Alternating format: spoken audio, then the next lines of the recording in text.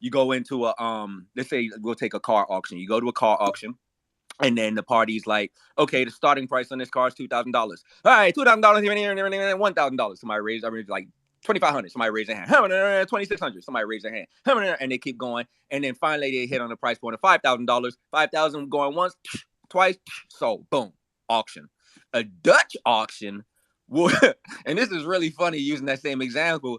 It'd be like a 1999 Honda Accord, $100,000, and everyone's like, no.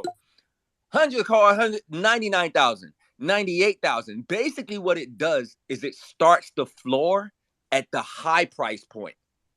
Now, it's interesting from a psychological perspective because you could potentially hurt yourself if somebody's willing to pay more than the floor that you set for yourself on the top end. So what you're doing is setting the price point at the high price point that you would possibly want to take for that item.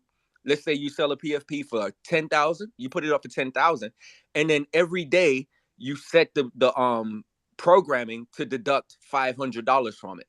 So it's and like so now the eBay. next day it's 95, then the next day it's 9, and the next day it's 85, then it's 8, then it's 75, 7, and all the way down until it reaches a point where your buyers say, "Oh shit, I'm willing to pay 5,500 for it."